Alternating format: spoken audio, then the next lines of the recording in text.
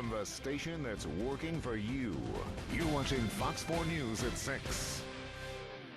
They were digging holes for fiber optics. It's the loudest explosion I've ever experienced. People were coming out with injuries, and I noticed they were pretty severe. Now, I understand everybody wants to know what happened. Everybody wants to blame somebody. We are up against an impending storm, and this will impact the investigations. Do you want to rebuild, Jimmy? I don't know. We're dealing with the loss of a human being. Fire raged through JJ's restaurant on the west side of the plaza just after 6 last night. This is what it looks like now. Mounds of charred debris following last night's gas explosion and inferno. Today, searchers found one body in the rubble. The medical examiner hasn't positively ID'd the body from the explosion, but the family of a woman missing after the explosion, Megan Kramer, issued a statement talking about her life and her love of living in Kansas City. They are asking for privacy at this time. Welcome, everybody, to Fox 4 News at 6. I'm Phil Witt. We have team coverage of last night's gas explosion and fire on the plaza coming up. First, though, the bad weather approaching fast. Let's go to Chief Meteorologist Mike Thompson for an update on the progress of the winter storm. Phil, so far they've already seen about 5 inches of snow across southern Kansas down to the Wichita area, so traveling in that direction already problematic. The area and successive waves of snow heading in our direction. It slowly but surely is saturating the atmosphere so that this next wave will help to set the stage for our first flakes that happen early tomorrow morning between 4 and 6 a.m. and then the snowfall rates rapidly intensify during the morning. This is a map of what it looks like when it's all done. Tomorrow night, we're producing about 5 to 10 inches of snow across the metro. Expect lighter amounts south primarily because there may be more sleet mixed in, and pretty much solid snow to our north and west where the air is going to be colder and the snowfall is going to be more efficient. So it starts off lightly, and don't be caught off guard. Mid to late mornings where we may start seeing those snows pile up very, very quickly. Rates of 1 to 2 inches per hour, Phil, and we'll go into details on that in the main forecast just in a few minutes ahead. All right, Mike, thank you for the warning. Fox 4 News is working for you starting at 4 a.m. in the morning tomorrow. We'll track the storm and watch the road conditions, and you can watch us online with the new Fox 4 app for your smartphones and tablets. That's on Fox 4 News starting at 4 a.m. Now back to our coverage of the natural gas explosion on the plaza. With the fire out and the roads open, the investigation turns toward the cause of the gas leak and the blast. Fox 4's Tess Koppelman is live at the Emergency Operations Center. Tess? Yeah, and this is where they had a news conference just about an hour ago. They announced that at 3:30 this afternoon, they concluded the search and rescue efforts. No additional victims were found. That leaves the death toll at 1 and 15 people injured. That includes some JJ's Restaurant and Missouri Gas Energy employees included in the injured. Now, in the press conference, they did go over the timeline of events.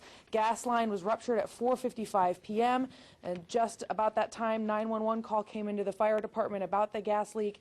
The fire department arrived at the scene just after 5 p.m. Missouri Gas Energy was already on the scene, said the leak was under control. The fire department left at 5:16 p.m. 5:47 p.m. Missouri Gas Energy determines gas levels are high enough to evacuate restaurant and bring in heavy equipment to vent the gas. We take steps, immediate steps, to protect life and property, life first. In this instance, after evacuation, what that was done is get the backhoe in place, break the pavement, begin making the excavation to get to the pipe to do 2 things. 1, allow the gas to vent to air, and 2, determine the extent of the damage. We were in the process of doing that. That's when the explosion occurred. So also at this news conference today, MGE confirmed that the subcontractor who struck that gas line was Heartland Midwest. They were digging lines for Time Warner Cable. City officials are still looking into whether the proper permits were in place. And at this point, they are also still investigating in terms of the ignition, what exactly caused the gas to explode like this. They're saying right now it appears the ignition point was somewhere inside JJ's Restaurant, but the investigation continues. Tess Koppelman, Fox 4 News, working for you live in Kansas City, Missouri. Thank you for that new information, Tess. The contractor at the center of the investigation, Heartland Midwest, is not commenting on this. According to MGE, though, Heartland Contractors was laying fiber optic line for Time Warner Cable. And Fox 4 News has discovered that Heartland has 2 OSHA violations and 1 environmental violation in the past several years. Tonight, the owner of JJ's Restaurant, 64-year-old Jimmy France, is telling Fox 4 he doesn't know if he will rebuild or not. He spoke with Fox 4's Rob Lowe near the blast site this afternoon. And Rob, a lot of us know Jimmy pretty well, and we know he is heartbroken. Absolutely, Phil. A very hoarse and exhausted Jimmy France tells me he's just not sure if he's going to be able to rebuild or not. He arrived at the scene behind me at 7 this morning. Firefighters would not let him get too close. He was in Oklahoma when he got the call last night and drove 4 hours straight to get home. He's been in touch with most of his employees and says they're all struggling with the death of a 35-year-old waitress whose body was found in the rubble this morning.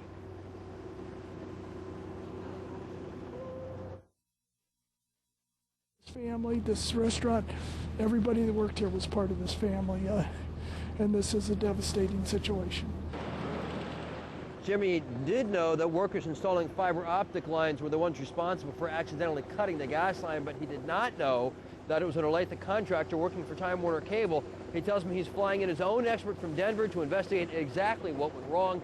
He describes JJ's as a Kansas City institution, rightly so, and repeatedly told me how much he appreciates the support he's received from the Kansas City community thus far. Rob Lowe, Fox 4 News, working for you, live near the Plaza. Thank you for that, Rob. With restored gas service, many Plaza residents may need help relighting pilot lights, and you can call Missouri Gas Energy for that. That number is 1-800-582-1234. A local doctor whose practice is next door to the now obliterated restaurant is dealing with significant damage to his building. And on top of that, one of his dogs is missing. Fox 4's Brad Underwood joins us now with more on that search. Brad? Well, good evening, Phil. Minutes before the explosion, Dr. John Verstraete said he and his employees were getting ready to close up the clinic when a Missouri Gas Energy employee came in and said the gas levels were way too high and they needed to evacuate. Moments later, Dr. Verstraete says his office began to crumble from the blast. This is what Dr. John Verstraete and his employees saw when they evacuated after the explosion. Just feet from the door, massive flames shooting in every direction. You felt the air rush in and a wave just kind of hit you. This is the view from inside his office. Photos taken by Verstraete just hours after the fire. Inside the clinic at the time of the explosion, 14 employees and his sister, who was on the second floor. The wall buckled in and knocked her to the floor. Also in the office, Verstraete's 2 dogs, Zeus and Perseus. My yellow lab is very skittish, and the noise scared him, and trying to get him outside, and then the sirens and all the people terrified him even more. The scared 2-year-old yellow lab got loose and bolted. Perseus's brother, Zeus, ran back into the burning building. I went after him to go get him again. A policeman tried to stop me, and I apologize, but I didn't let him stop me. He didn't think twice, risking his own life to save one of his dogs. Now he's hoping someone will save Perseus and bring him home. Really traumatic to have something like that happen and lose your building and one of your animals at the same time. So I'm hoping somebody can find him. Verstraete has had Zeus and Perseus since they were both puppies and frequently brought them to his office. Now, Perseus did have a collar on at the time he ran off. Phone numbers for Verstraete and his veterinarian are both on that collar. Brad Underwood, Fox 4 News, working for you live near the Country Club Plaza. Brad, thanks. Ready for winter tomorrow? You'll meet one of the people who advises big organizations whether to close during snowy weather. Speaking of which, we're about 12 hours away from the beginning of that snowy weather, but it could pile up very quickly, and we'll talk about that in the forecast coming up. You're watching Fox 4 News at 6.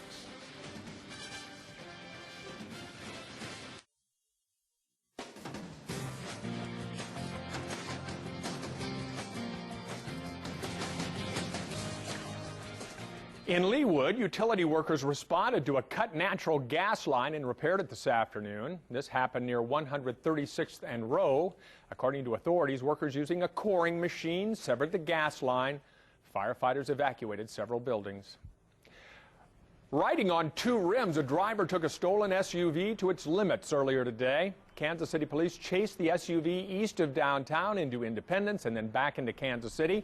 And stop sticks finally shredded the tires. Chase ended near I-70 and Blue Ridge Cutoff, and police arrested the driver. So are you ready for tomorrow's winter storm? It is the job of a Kansas woman to make sure everyone from businesses to schools to plow drivers, even baseball teams, know what the weather is going to be like and can plan for it. Fox 4's Katie Farrell is working for you to explain all that. Katie? That's right. You know, when does a baseball team decide to cover the field during a rain delay? Or when does an airport choose to treat the runway because of ice and snow? Well, many call a Kansas woman. Her name is Sarah Croak. She owns the company Whether or Not and says her phones have been ringing nonstop for the past week. She says a big storm like this one on its way can mean big business or big loss for many local companies, but more importantly, can mean serious danger. Her best advice for you: if you don't have to leave home tomorrow, don't, and stay off the roads. This storm is going to be a major winter event. It's really going to be very difficult on these snowplow drivers because at times they'll have zero visibility, they'll be working long hours. MoDOT is echoing Croak's pleas to stay off the roads tomorrow. It says starting tonight at 7:30, it will open its Emergency Operations Center and will stay fully staffed for the next 48 hours. Kansas City, Missouri says crews began applying brine on some roads yesterday as well. Katie Farrell, Fox 4 News, working for you. Well, the real trick to this storm is the southern end where there's sleet mixed with the snow. I'll explain that and our snow totals on the way in the forecast coming up. You're watching Fox 4 News at 6.